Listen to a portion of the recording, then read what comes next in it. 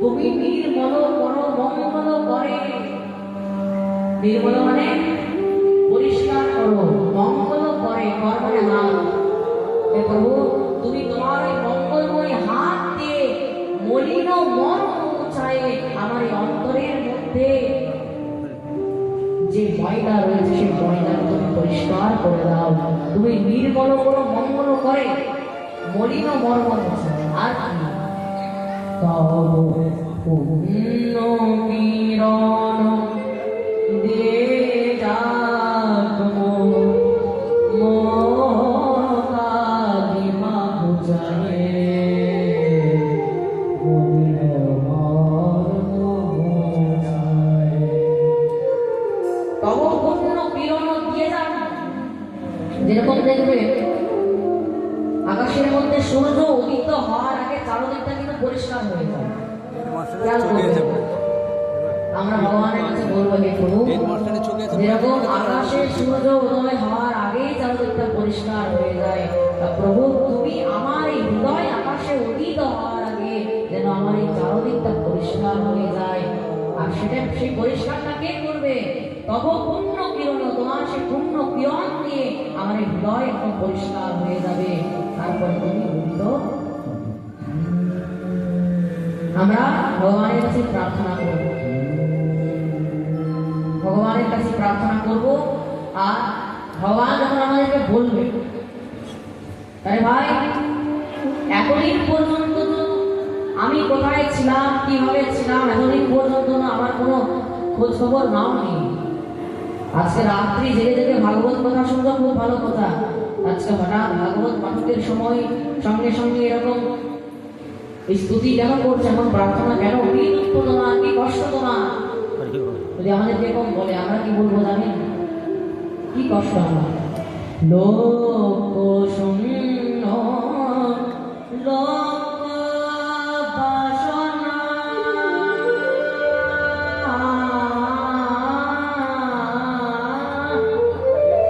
চলেছে গভীর আধারে, জানি না কখন ডুবে যাবে কোন অকুল গরল মাথায়। লক্ষ শূন্য লক্ষ বাসনা, দুইটি লক্ষ্য। এক আছে জপনা লক্ষ্য। এই লক্ষ্য মানে কি জানেন? লক্ষ্য মানে কি? লক্ষ্য মানে হচ্ছে উদ্দেশ্য। এম, তোমার জীবনের লক্ষ্য কি? What is the aim of your life? আমরা যদি কাউকে বলি তোমার লাইফের এম কি, উদ্দেশ্য কি, সেই লক্ষ্য আমরা বলবো কি প্রভু লক্ষ্য তো কিছু নাই, উদ্দেশ্য কোনো নাই, কিন্তু লক্ষ্য বাসনা লক্ষ্য মানে 100,000 লক্ষ লক্ষ বাসনা কামনা নিয়ে আমরা ছুটে বেড়াচ্ছি। উদ্দেশ্য কোনো নাই যে কোথায় যে আমরা এই অজ্ঞানতার অন্ধকারে দৌড়াচ্ছি, জানি না প্রভু কোন দিকে কোথায় হুমড়ে পড়ে যাবো, কোনো ঠিক নেই। ভগবানের কাছে বলবো, ভগবান বলবে আরে ভাই তুমি নিজের লক্ষ লক্ষ বাসনা কামনা নিয়ে ছুটছ, কোথায় পড়বে সেটা তোমার ব্যাপার, আমাকে কেন বলছো? আমরা কি বলবো জানি? প্রভু বিশ্ব বিপদ হন্থা তুমি দাঁড়ানো দিয়া পন্থা, তব শ্রীচরণ তলে নিয়ে এসো মত বাসনা বুঝায়ে মলিন মর্ম মুছায়ে। প্রভু তুমি তো বিশ্ব বিপদ হন্থা, তুমি বিপদকারী মধুসূদন, সমস্ত বিশ্বের বিপদ যখন তুমি হরণ করো, এই প্রভু আমি তো বিশ্বের বাইরে কেউ নেই বলো। ভগবানের কাছে বলতে হে প্রভু তব শ্রীচরণ তলে তুমি যদি নিজের শ্রী চরণের মধ্যে আমাকে আশ্রয় না দাও, হে নিতাই চাঁদ, আমি কোথায় যাব?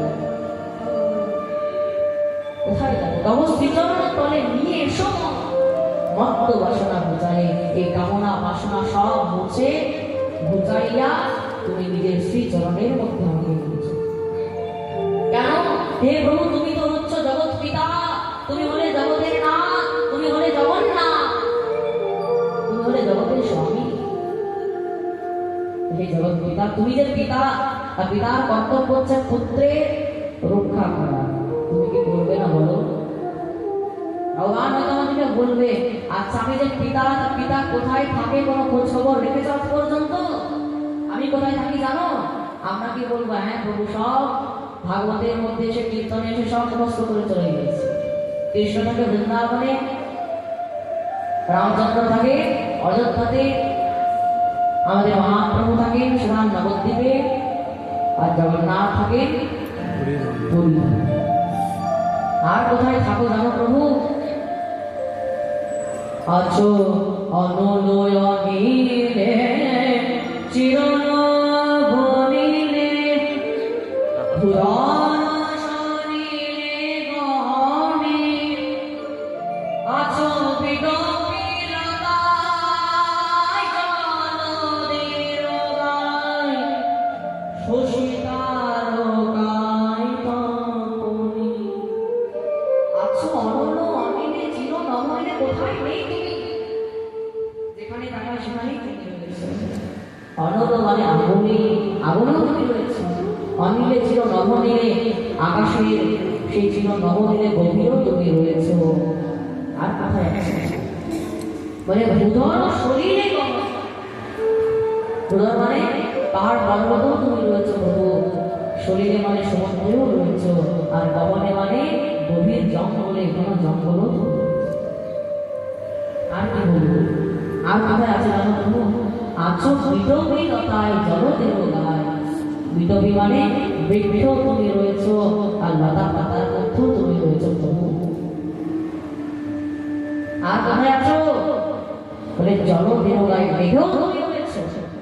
শশী তারকায় তপনে, শশী মানে চন্দ্রমা, চাঁদের মধ্যেও তুমি রয়েছো প্রভু, গ্রহ তারকার মধ্যেও তুমি রয়েছো, আর তপনে, তপনে মানে সূর্যের মধ্যেও তুমি রয়েছো। ভগবান বলবে, যখন তুমি সবই জানো আমি এখানে রয়েছি, ওখানে আছি, তাহলে আমাকে ধরতে পারছো না কেন? আমাকে খুঁজে পাচ্ছ না কেন?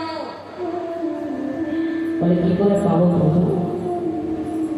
আমি নয়নে বসন বাঁধিয়া বসে আধারে মরি গো কাঁদিয়া। আমি নয়নে বসন বাঁধিয়া, হে প্রভু এই নয়নের মধ্যে যে আমার ময়লা কাপড় মাথা রয়েছে, অজ্ঞানতার অন্ধকারের মধ্যে কি আর তোমাকে কেউ দর্শন করতে পারে প্রভু? আমি তো অজ্ঞানতার অন্ধকারের মধ্যে ছুটে বেড়াচ্ছি প্রভু, জানি না কোন দিন কোন অকুল করণ পাতালে কোথায় যে পড়ে যাবো প্রভু, কোনো ঠিক ঠিকানা নেই, কোনো উদ্দেশ্য নেই আমার। আমি উদ্দেশ্যহীন হয়ে, লক্ষ্যহীন হয়ে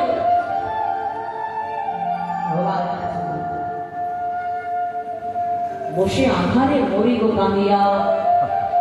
অন্ধকার একটা ঘরের মধ্যে বসে বসে শুধু নিতাই চাঁদকে ডাকতে হবে, হা নিতাই চাঁদ, হা গৌর সুন্দর। ভগবানকে ডাকো, বলতে হবে ভগবানকে, কি করবো প্রভু? এই সংসারের মধ্যে তো আমি এখন নিত্য নতুন নতুন জীব, এই সংসার এত বিশাল সংসারের মধ্যে আমি কোথায় যাব? তুমি যদি না স্থান আমি দেখি নাই কিছু, বুঝি নাই কিছু, তাও দেখায় বুঝায়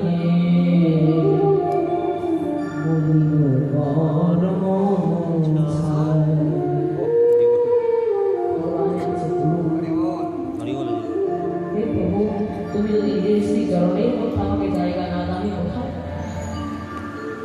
এই ভাব ভগবানের কাছে, নিতাই চাঁদের কাছে, গৌর সুন্দরের কাছে প্রকট করতে হবে।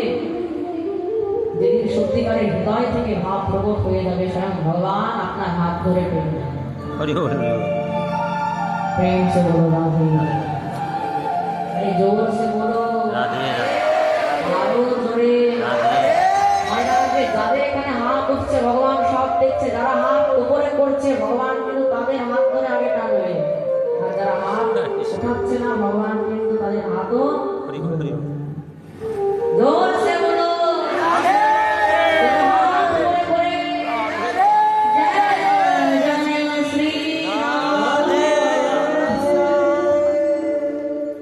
ভগবানের সঙ্গে যে কোনো একটা সম্পর্ক যুক্ত করবো।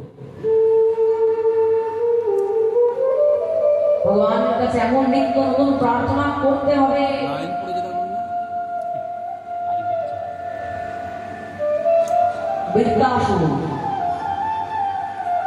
বৃত্তাসুরকে স্তুতি করেছেন জানেন? বৃত্তাসুর এখন সমস্ত বৃত্তান্ত তো শ্রবণ করা সম্ভব নয়, সমস্ত প্রসঙ্গ তো শ্রবণ করা সম্ভব নয়, কিন্তু তার স্তুতি একটা আমরা শ্রবণ করব। কি স্তুতি করেছে এতটুকু খালি জেনে রাখবেন। আর আমাদের বৃন্দাবনের মধ্যে সব বড় বড় বাবাজি মহারাজ যারা প্রেম পুষ্পকারী বাবা, তারা কি বলেন জানেন? নিজের বাড়ির দেওয়ালের মধ্যে বা নিজের ফোনের ওয়ালপেপারের মধ্যে বৃত্তাসুরের স্তুতির 4-5টা শ্লোককে লিখে রাখা হচ্ছে।